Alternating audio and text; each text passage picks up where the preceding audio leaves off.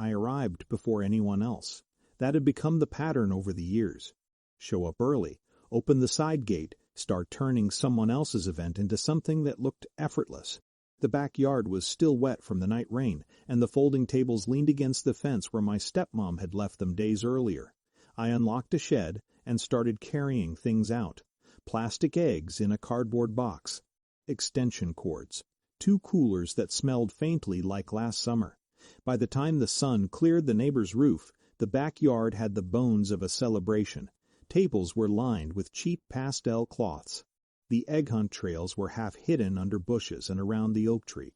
I checked my phone and confirmed the catering arrival time, paid the balance. It didn't feel generous, it just felt like something that needed to get done. Inside the house, the kitchen still had that familiar smell: coffee, cinnamon, the cleaning spray my stepmom liked. I moved through the space carefully, like someone working in a place that technically wasn't theirs anymore. That part had changed after my dad remarried. Not overnight, more like erosion. At first it was small things, your room becoming the guest room, decisions happening without anyone asking if I'd be there. But holidays had stayed the same, or at least the work around them had. By mid-morning people began arriving. My brother showed up with his kids. A couple of cousins I hadn't seen in months wandered into the backyard and immediately started asking me questions. Where should we put desserts? Is the egg hunt starting soon? Do you want help setting these chairs? It always happened like that. People assumed I was running things because I usually was. My stepmom walked through once or twice, nodding approvingly at the setup like a manager inspecting a venue. My dad spent most of the afternoon talking near the grill with his neighbors. No one asked when I had arrived. The egg hunt itself was loud and chaotic in the way those things usually are. Kids sprinting across wet grass, adults holding coffee cups and laughing at nothing in particular. One of my cousins leaned toward me and said, "You always organize this so well." I smiled. The compliment landed somewhere distant. The catering van arrived around 4. I walked the staff through the kitchen and showed them where the outlets were. They recognized me from the previous year. "You're the contact again?" the manager asked. "Yeah." "Everything's already paid?" "Yep." He nodded and got to work. By early evening the backyard was full, chairs filled around the tables, plates stacked, steam rising faintly from the covered trays waiting in the kitchen. For a moment it looked like a perfect family gathering. Then my dad raised his voice, not shouting, just loud enough to stop conversations. He had that tone he used when correcting someone in public, the one meant to draw a line.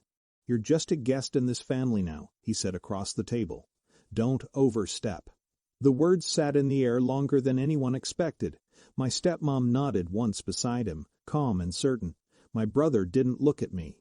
He stared down at his plate like he had suddenly discovered something very interesting about mashed potatoes. No one else spoke. It was strange how quiet everything became. The laughter from a minute earlier seemed to drain out of the yard. I stood up, not quickly, just enough to push the chair back and walk toward the house.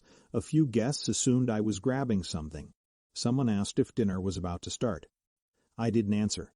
Inside the kitchen, the catering trays were still closed, heat building beneath the foil. The staff were finishing their setup. I grabbed my bag from the counter. Then I pulled out my phone. The catering account was still open on the screen. The manager stepped inside a moment later. "Ready to start service?" he asked. I looked up at him. "I need to stop it." He blinked. "Stop dinner? I'm the account holder." That part was easy to verify. My name was on every invoice. I made a short call to the company office, the same number I'd used to place the order weeks earlier. My voice stayed steady the whole time. "Just a cancellation request." Procedure. When I hung up, the manager nodded slowly. "Understood," he said. "We'll pack the food back up." Outside, confusion started about 10 minutes later. At first it looked like cleanup. Staff moving trays. The van backing closer to the driveway. Then people realized plates weren't being served. I walked toward the front door. My dad came inside just as I reached it. "What's going on?" he asked. "The food's leaving." "What do you mean leaving? The order was under my account." He stared at me for a moment, trying to process the mechanics of that sentence. You can't just leave like that. I adjusted the strap on my bag. I thought I was just a guest. The words didn't feel dramatic when I said them, just accurate. Behind him, the catering manager stepped into the hallway. Since the account holder canceled service, he explained carefully, we'll be returning the order. Authority in that moment didn't look like power. It looked like policy. My dad opened his mouth as if he might argue, but there was nothing procedural left to contest. From the hallway, my brother watched silently. For the first time all day, he looked directly at me. I nodded once to him. Then I walked out the door. The backyard noise was fading as I reached my car. Guests were already standing up, confused conversation starting to spread across the tables. Kids asking questions, adults checking watches. The party was unraveling slowly the way gatherings do when the structure underneath them disappears. Driving away didn't feel like victory. It felt unfamiliar. For years I had tied belonging to usefulness. If I organized enough, fixed enough, paid enough, maybe the space would still feel like mine. But usefulness had apparently never been the same thing as family. About 40 minutes later my phone buzzed. A message from my brother. I didn't realize you were doing all of that. I read it twice. Then set the phone face down on the passenger seat.